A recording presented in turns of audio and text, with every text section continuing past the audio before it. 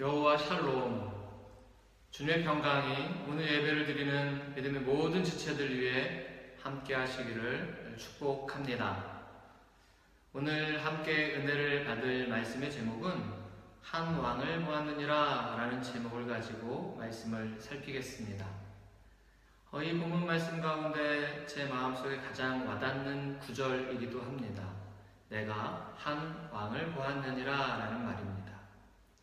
지금 이 본문 말씀 속에선 지금 하나님께서 사람이 보는 것과 다른 방법으로 다윗을 보고 있는 것에 대해서 말씀하고 계십니다. 우리가 사람을 보는 관점은 때때로 상당히 주관적이기도 합니다. 그래서 그 사람의 진심을 오해하는 경우도 있습니다. 때로는 나의 진심을 왜곡하여 감출 수도 있고 과장할 수도 있습니다. 그것을 다 헤아리는 일은 매우 힘들고 어렵습니다. 그래서 사람들이 옛 선조들이 했던 말 중에 하나가 10길 물속은 알아도 한 길 사람 속은 알지 못한다라고 말했던 것처럼 우리가 바라보는 그 관점이, 우리의 바라보는 그 시선이, 우리가 해석하는 그 모든 것이 절대적일 수 없다라는 것을 우리는 우리의 인생을 통해서 알게 되어집니다. 여러분들 잘 아시죠? 알라딘의 요술램프 이야기를 아실 겁니다. 그 이야기 속에 등장하는 이 알라딘은 빵을 훔치는 좀도둑과 같은 자였습니다. 그러나 요술램프를 취하기 위해 한 마법사가 신비의 동굴로 끊임없이 도둑들을 내려보내서 이 램프를 꺼내오게 하려고 했지만 번번이 실패하였습니다. 그 신비의 동굴이 요구했던 자격을, 램프를 빼내올 수 있는 자격을 가지고 있는 사람은 바로 진흙 속의 진주와 같은 사람이어야 된다라는 것을 강조했죠. 마법사는 시장에서 알라딘을 발견하였고, 알라딘은 진흙 속의 진주와 같은 자로 여겨져서 그가 신비의 동굴로 들어가게 됩니다. 많은 사람들은 알라딘을 도둑으로 바라봤고 불량자, 문제아로 바라봤습니다. 그러나 신비의 동굴만큼은, 그의 본심을 헤아릴 수 있는 이 동굴만큼은 알라딘을 진흙 속의 진주와 같은 자로 여겼고 그 가운데 램프를 취할 수 있도록 허가되어졌던 사람이기도 했습니다. 램프를 취했던 알라딘이 빌었던 소원 자체 속에서도 진흙 속의 진주와 같은 사람이 어떤 것이다라는 것을 증명하는 내용들이 나오죠. 첫 번째는 왕자가 되는 것이 그의 소원이었고, 두 번째는 죽은 자를 살리는 것이었고, 세 번째로는 그 램프 안에 영원히 갇혀 있었던 진이를 자유를 주는 것이었습니다. 램프의 요정에게 일확천금을 구하는 것이 아니라, 권력을 구하는 것이 아니라, 자기의 부귀와 영화를 구하는 것이 아니라 순수한 그 자체로 알라딘의 요술 램프의 이야기는 그렇게 결론되어지지 않습니까? 로마의 한 유명한 시인이 그렇게 말했습니다.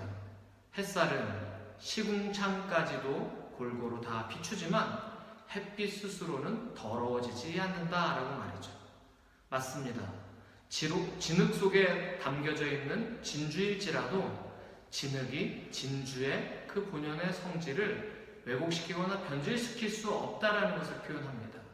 우리도 영적인 존재로 진흙 속의 진주와 같은 자가 되어야 될 줄 믿습니다. 세상이 타락하고, 세상이 혼돈하고, 세상이 변질되어도 그 세상 가운데 사는 우리의 삶이 영적 순결함과 거룩함을 유지해야 될 필요가 있다는 것을 우리는 진흙 속의 진주라는 이 메시지 안에서 발견할 수 있습니다. 하나님께서는 다윗을 왕으로 보셨습니다. 그러나 다윗의 아버지조차도 다윗의 아버지 이새는 다윗을 무엇으로 봤습니까? 양을 치는 목자로 보았습니다. 그래서 사무엘이 이새의 집에 가서 제사를 청할 때 다윗은 그 제사에조차도 초대되지 못할 정도로 아버지의 기대가 미치지 못했던 사람으로 여겨집니다. 또 엘리압은 어떻습니까? 다윗을 바라보는 눈이, 그는 교만하고 상당히 이 마음이 자고하여서 전쟁을 구경하러 온 사람이다 라고 그를 바라보고 있었습니다. 또 골리앗은 다윗을 어떻게 바라보고 있었습니까? 저는 젊고 용모가 붉고 아름다워서 그를 업신여겼다라고 말합니다.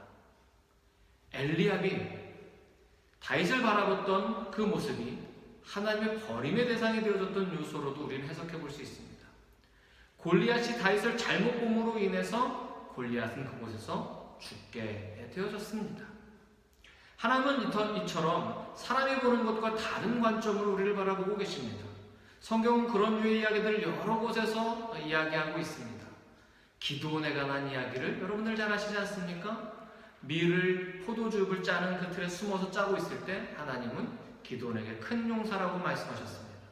사람들은 겁쟁이이고 가장 작은 지파 중에 한 사람이다라고 손가락질할 때 하나님은 그를 향하여 크다라고 불러주셨습니다. 모두 다가 안전뱅이고 거지라고 바라보았던 미문 앞에 놓여져 있었던 그 사람을 베드로와 요한은 그가 다시 일어날 믿음이 있는 자로 보았고 은과 금은 내게 없으나 내가 내게 있는 것으로 내게 주노니 나사렛 예수의 이름으로 일어나 걸으라 라고 말할 때 일어나 걸을 수 있었던 것처럼 말입니다. 세상 사람들은 모두 다 죄인이라고 손가락질할 때 예수님은 삭개오 안에 다른 것을 보셨고 내가 그의 집에 유하여야겠다라고 말하며 하나님의 구원을 그 가정에 선포하셨습니다. 하나님은 이처럼 다윗을 왕으로 보셨습니다. 그렇다면 이 질문은 우리에게 오늘을 사는 우리에게 던져줘야 될 중요한 질문이 되어야 됩니다. 하나님은 여러분들을 어떻게 보고 계실까요? 하나님은 우리를 어떻게 보고 계실까요? 하나님은 분명히 중심을 보신다라고 7절에 말씀하십니다. 사람을 보는 것과 같이 사람을 외모로 보지 않는다라고 말씀하시며 하나님은 중심을 본다라고 말씀하십니다. 그 중심을 본다라는 것을 성경적인 의미로 찾아보자면 어원적인 의미로 찾아보자면 중심은 심장을 말합니다. 고대 이스라엘 사람들은 중심을 심장이라고 생각했고 이 심장은 감정이 있는 자리였고 이 심장은 지식과 지혜가 있는 자리였고 이 심장은 윤리와 도덕이 자리한 자리라고 생각했습니다. 더불어 이 중심이라는 것을 성경은 또 어떠한 뜻으로 해석했냐면 온 마음을 다한다라는 뜻으로 해석했습니다. 그래서 예레미야는 너희가 온 마음으로 하나님을 찾고 찾으면 만나주실 것이다 라고 말했습니다. 또 예수님께서는 그의 제자들에게 1만 달란트 빚진 자와 100데나리온 빚진 자에 대한 비유를 말씀하시면서 너희가 형제를 중심 온 마음으로 용서하면 천부 하늘에 계신 아버지께서 너희에게도 그와 같이 용서하실 것이다 라고 말씀하셨습니다. 이렇게 중심은 우리의 가운데 감정, 지식, 지혜, 도덕과 윤리가 자리한 자리로 생각했었고 그리고 온 마음을 다하는 것으로 성경에서는 해석해 주고 있습니다. 그렇다면 오늘 이 본문 말씀 속에서 중심을 보시는 하나님께서 우리에게 무엇을 보시는가 라는 것의 의미를 저는 세 가지로 한번 이 본문의 말씀을 기초해서 한번 전해보고자 합니다. 중심을 보신다라는 뜻은 첫 번째 온전한 순결을 보신다라는 뜻이 그 안에 담겨져 있습니다. 두 번째 중심을 보신다라는 것은 함부로 판단하지 않는 것을 보신다라는 것을 말하고 있습니다. 중심을 보신다라는 것은 온전히 하나님을 의지한다라는 것을 보고 계시다라는 것으로 해석해 볼 수 있다라는 것입니다. 그렇다면 중심을 보시는 하나님께서 여러분들의 중심을 보실 텐데 그 중심이 어떻게 보여줘야 되느냐? 온전한 성결함으로 보여줘야 된다라는 것을 우리는 5절 말씀을 통해서 알 수 있는데요. 5절 말씀을 제가 한번 읽어보도록 하겠습니다. 하반부입니다. 이새와 그의 아들들을 성결하게 하고 제사에 청하니라 라고 되어 있습니다. 지금 사무엘이 이새의 집에 가서 사울의 후계 그의 뒤를 이을 왕을 세울 것인데 그 이새의 집에 아들 중에 한 왕을 보았다라고 말씀하신 하나님의 말씀을 따라 지금 화목제를 그 가정에서 드리려고 합니다. 그리고 그의 모든 가족들을 초대했습니다. 이 화목제에 참여하기 위해서 필요한 것은 바로 성결적, 정결례를 완수한 사람만이 이 화목제에 참석할 수 있기 때문입니다. 그래서 지금 사무엘은 이새의 아들들에게 지금 성결하게 하고 제사에 참여하라 라고 말했습니다. 그런데 참 의미 있게 볼 수 있는 내용은 뭐냐면 분명히 이새의 모든 아들들, 다윗을 제외한 모든 아들들은 이 정결례를 다 완수했을 겁니다. 성결하게 하고 제사에 참석했을 것입니다. 손과 발, 목욕까지 다 하고 새 옷을 깨끗하게 입고 그리고 난 다음에 제사에 참석했을 것입니다. 그런데 하나님께서는 엘리압이 처음 그에게 사무엘 앞에 아련하교에 나타났을 때 하나님께서는 엘리압을 향하여 내가 그를 버렸노라 라고 말씀하고 계십니다. 아니, 정결하게 했는데, 성결을 완수했는데 하나님께서는 엘리압을 향하여 내가 그를 버렸노라 라고 말씀하십니다. 중심을 본다라는 것은 겉으로 치장되어져 있는 깨끗함을 보는 것이 아니라 우리의 겉과 속이 온전하게 깨끗한 상태를 보신다라는 것입니다. 성결의 기준이 겉만 깨끗한 것이라면 다윗은 분명하게 이 화목 제사에 참여할 수 없었을지 모르겠습니다.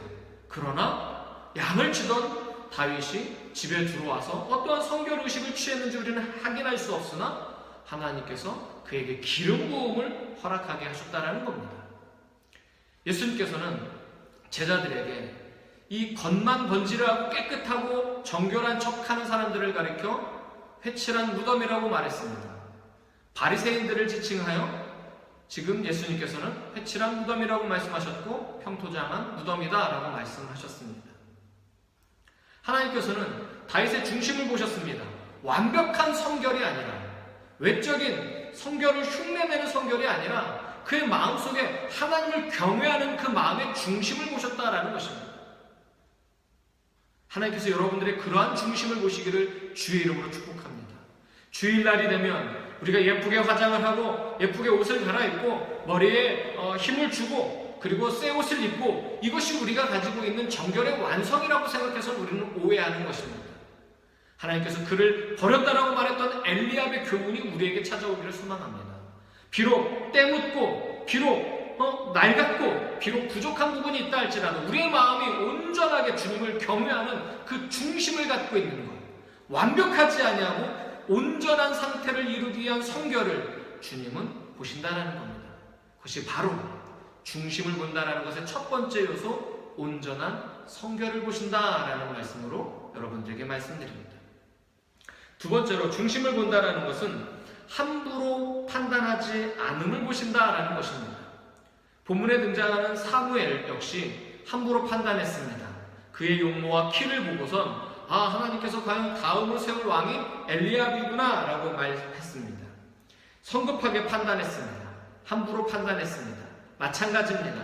엘리압도 성급하게 함부로 판단함으로 버림받는 대상이 되어버렸습니다. 골리앗 역시 적장이지만 다윗을 함부로 판단함으로 인하여 방심하게 되었고 결국은 그렇게 죽음을 맞이하게 되었습니다. 예수님께서는 마태복음 7장 2절 말씀에서 너희가 비판하는 그 비판으로 너희가 비판을 받을 것이요 너희가 헤아리는 그 헤아림으로 너희가 헤아림을 받을 것이니라 라고 말씀하셨습니다. 여러분들이 교회를 바라보는 시선은 어떻습니까? 큰 교회가 좋은 교회이지 않습니까? 시스템이 잘 갖춰져 있는 교회가 좋은 교회이지 않습니까?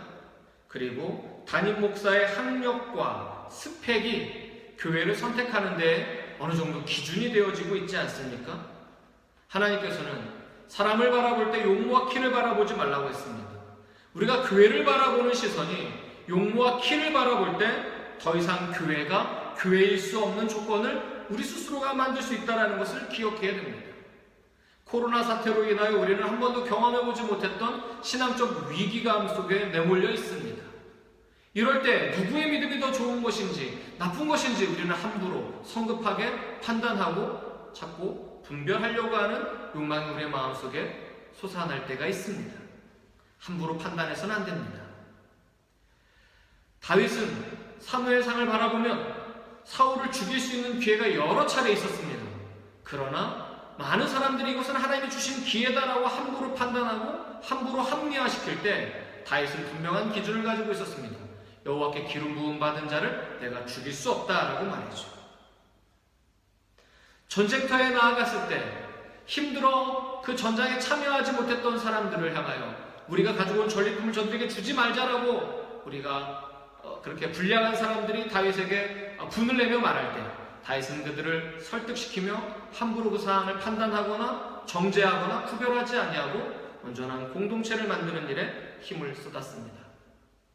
사랑하는 비엔나 교회 성도 여러분, 우리가 함부로 판단할 때 우리의 헤아림이, 우리의 판단이 우리가 하나님의 중심을 바라보는 일들 속에서 제외될 수 있다는 것을 기억하며 우리의 마음이 함부로 판단하고자 하는 그 유혹 속에서 온전한 중심을 잡을 수 있는 저와 여러분들이 되기를 소망합니다. 끝으로 하나님은 의지하는 것을 보시는 분이십니다. 골리앗과의 전쟁 속에서만 해도 다윗은 하나님을 의지했습니다. 너는 칼과 창을 의지하여 내게 나오지만 나는 만군의 주 여호와의 이름을 의지하여 내게 나아가노라 라고 말했습니다. 다윗은 왕이 되어서도 하나님을 온전하게 의지했습니다. 우리가 너무나도 잘 알고 있는 시편 145편 1절 말씀, 복음성가로도 우리가 많이 부르는 많이 불러지는 노래이지 않습니까? 왕이신 나의 하나님, 내가 주를 높이고 영원히 주의 이름을 송축하리이다 라는 찬양입니다. 다윗은 왕이 되었어도 나의 왕은 하나님이십니다 라는 것을 언제나 끊임없이 고백했습니다. 왕이 되기 전에도, 왕이 되고 난 후에도 온전히 주님만을 의지하는 모습을 한결같이 보여줬다라는 것입니다. 그것이 하나님이 바라봤던 중심이었습니다. 사랑하는 비엔나 교회 성도 여러분, 하나님께서 다윗을 왕으로 보셨습니다. 오늘 살아가는 여러분들, 세상의 여러분들을 어떻게 보는지 그것이 중요한 것이 아니라, 사람이 누군가가 나를 어떻게 보는지 그것이 중요한 것이 아니라 하나님이 나를 어떻게 보실까라는 믿음의 고민을 할 수 있는 거룩한 주일이 되기를 소망합니다. 그 고민 가운데 여러분들의 중심에 온전한 성결을 품으십시오. 여러분들의 중심에 함부로 판단하는 마음을 내보십시오. 그리고 여러분들의 중심에 온전히 주님만 의지하며 살아갈 수 있는 거룩한 믿음의 지체들 되어주시기를 주의 이름으로 부탁드리겠습니다. 기도하겠습니다. 사랑의 하나님, 다윗을 왕으로 보셨던 것처럼 이 시간 오늘 예배를 드리는 모든 우리의 지체들 가운데 하나님이 품고 계신 거룩한 비전으로 우리를 바라보시고 그 비전을 완수할 수 있도록 우리를 도우시고 인도하여 주옵소서. 우리의 마음의 온전한 성결과 우리의 마음에 함부로 판단하는 마음 사라지게 하시며 더불어 우리의 마음이 온전히 주님만을 의지하며 살아갈 수 있도록 축복하옵소서. 예수님의 이름으로 기도드렸습니다. 아멘.